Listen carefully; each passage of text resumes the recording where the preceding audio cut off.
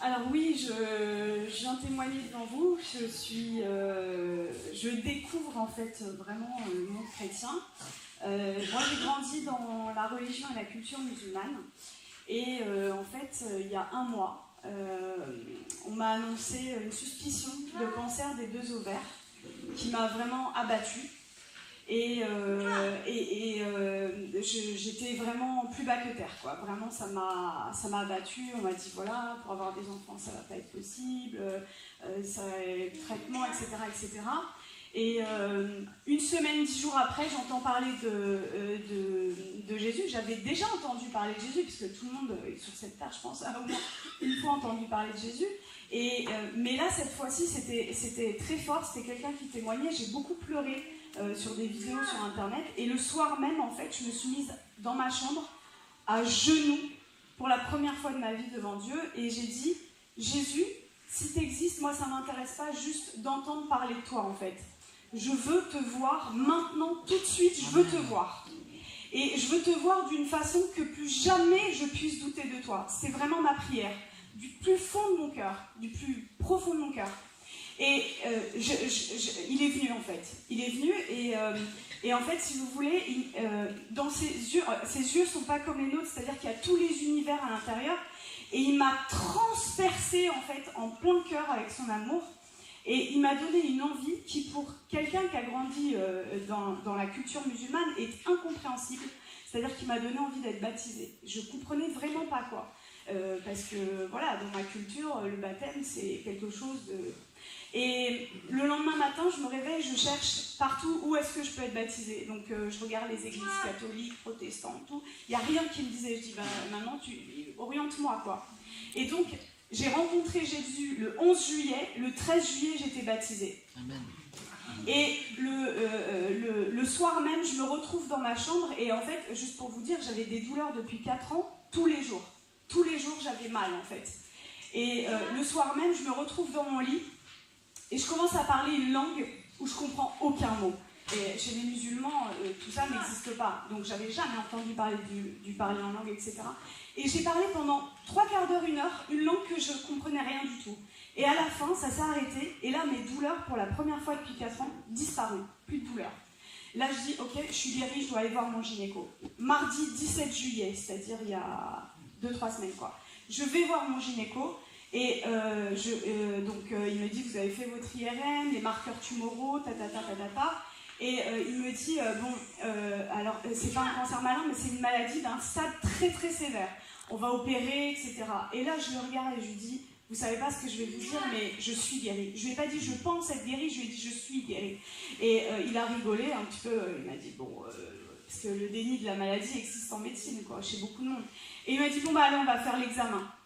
Et donc mardi 17 juillet, il me fait l'examen, il n'y avait plus rien en fait. Et sur mon ovaire droit, il y avait 2 images. Donc il arrive sur l'ovaire droit avec la sonde et il me dit, ah, il y a 2 images. Et il me dit, ah mais attendez, ce sont les follicules de maturation. Les follicules de maturation dans les ovaires, c'est ce qui donne les ovules en fait, pour la reproduction. Et moi, j'en avais plus. Et là, il retire la sonde, il me dit, allez, vous allez m'expliquer ce qui s'est passé. Je lui raconte que j'ai rencontré Jésus, etc. Et il me dit, bon écoutez, parce que je suis médecin juste à côté de chez lui, dans le cabinet, il me dit, bon moi je vous crois parce que je suis juif, mais gardez ça pour vous. Et j'ai rigolé, je lui ai dit, je veux que le monde entier sache que Jésus est vivant. Je veux que le monde entier sache. Et comme disait André, je suis médecin psychiatre et addictologue, donc je m'occupe des gens qui vont pas bien, quoi. Et ma pratique, en fait, c'est pas qu'elle a changé, elle a été bouleversée au cabinet, et en fait, il se passe des délivrances, des guérisons, mais incroyables. C'est-à-dire qu'avant, je pratiquais mon métier, je consolais les gens, je prescrivais des traitements, etc. Et je renie pas du tout, j'ai fait 13 ans d'études, je renie pas du tout ça. Mais aujourd'hui, j'ai une clé, en fait, et je vois des délivrances, mais j'aurais même pas pensé possible, en fait.